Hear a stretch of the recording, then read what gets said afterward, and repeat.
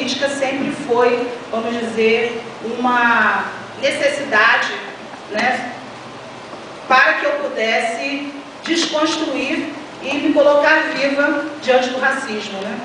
Então, como o racismo é algo muito violento, entre morrer ou viver lutando, a gente prefere viver lutando e tenta abrir mão de algumas coisas na vida. Então, eu estou me doutorando agora, e parte do que eu vou falar tem a ver com um movimento bastante interessante que eu fiz, de fazer um estudo sobre o estado da arte, da produção sobre a literatura de ação afirmativa do Brasil, de 1999 até 2007. E é bastante interessante porque eu, mesmo sendo militante, tive muitas surpresas no decorrer da análise das publicações. Bom, esse slide eu fiz, na verdade ele não foi preparado exclusivamente para cá, ele foi preparado para uma outra participação que eu fiz, mas eu achei interessante mantê-lo para vocês verem como de 2007 até hoje a gente já sofreu muitas modificações do ponto de vista, inclusive, das legislações da universidade, né? Porque a ação afirmativa na UERJ, ela se deu através de lei estadual, diferentemente de algumas universidades, né? Que a própria universidade, através do conselho, como é o caso aqui, se não me engano, é isso? Instituiu, né, a política de ação afirmativa. Como podemos passar? Eu acho interessante mostrar, como eu falei, que a luta por ação afirmativa, ela é uma experiência nacional, mas sem dúvida alguma ela tem raízes na luta internacionalista, na luta do negro, nos vários espaços aonde ele conviveu, né? E não é uma luta, digamos assim, do século XX. Ontem a professora Dora trouxe toda uma legislação que mostra como o Estado brasileiro ele não é neutro diante do racismo, ao contrário, ele instituiu mecanismos, né, legais de exclusão, né, que obviamente com a República essas legislações elas vão se alterando, mas na prática, né, o racismo institucional permaneceu. Bom, então eu aponto, no caso brasileiro, para alguns momentos, né, que foram importantes para a instituição das ações afirmativas. Podemos passar? Bom, do século XX, eu fiz um marco aqui dos anos 70, mas sem dúvida o meu trabalho recente demonstrou que a agenda sobre educação, de políticas públicas para a educação no Brasil, ela já tem uma expressão bastante significativa nos anos 30, né, com a Frente Negra Brasileira. A Frente Negra Brasileira, que foi um grande movimento de organização negra nos anos 30 e que, como outras formas de expressão democrática foram derrubadas pelo governo Vargas, pela ditadura Vargas, já tinha na sua pauta a questão de políticas de educação e políticas públicas voltadas para a população negra. Eu acho importante a gente demarcar isso para não dizer, né, que essa questão nunca foi sinalizada pelo antirracismo brasileiro. Ao contrário, a luta antirracista brasileira sempre pressionou o Estado e sempre colocou que a educação é um campo fundamental para a emancipação humana.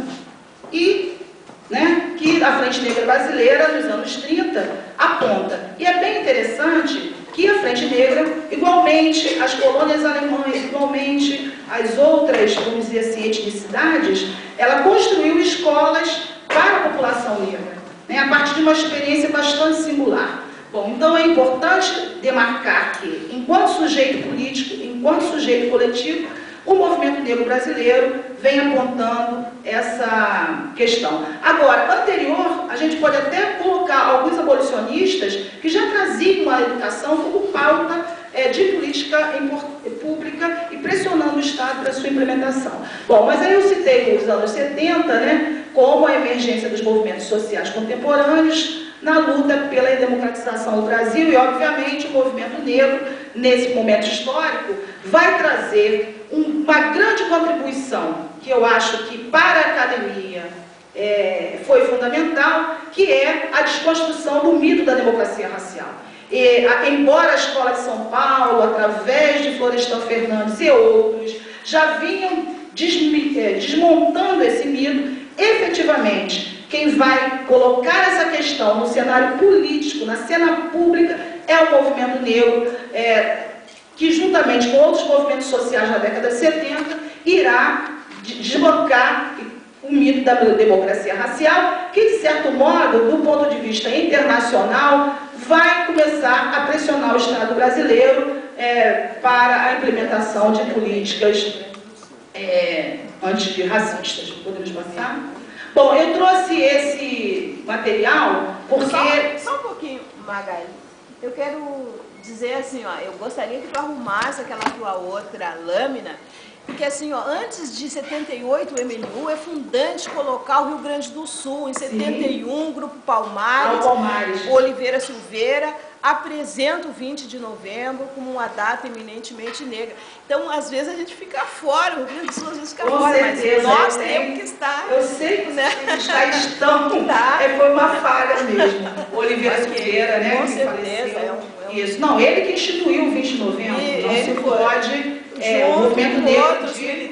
Agora, o Palmares, o Oliveira Silveira, agora é uma questão de diálogo aqui entre eu e a Conceição, ele participou do MNU ou não? Foi também, do MNU, isso, foi. Agora eu faço a ressalva, acho importante citar sim. Agora, eu quando cito o MNU, eu cito o MNU enquanto a primeira entidade nacional, tá? Nacional, mas pode deixar que é bom a gente receber essas informações da plateia, e acho que tem que ser assim sempre, porque o que a Conceição fala é verdade, nem sempre a memória registra, de fato, todas as participações. É porque a partir do Rio Grande do Sul que o MNU se constrói. Apresenta o 20 de novembro, principalmente como acho que o Dia do Negro, depois que o MNU.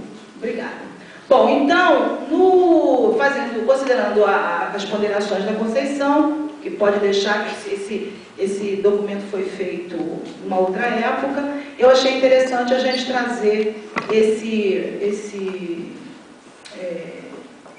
grande evento que nós construímos sobre a Lei Áurea, né, contra os 100 anos da abolição. Foi dificílimo achar esse cartaz.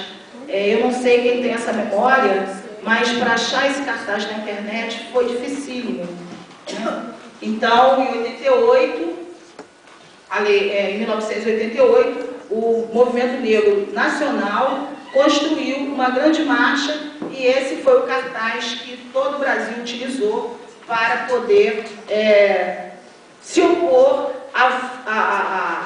ao que Sarney queria fazer na época, que era referendar o 13 de maio.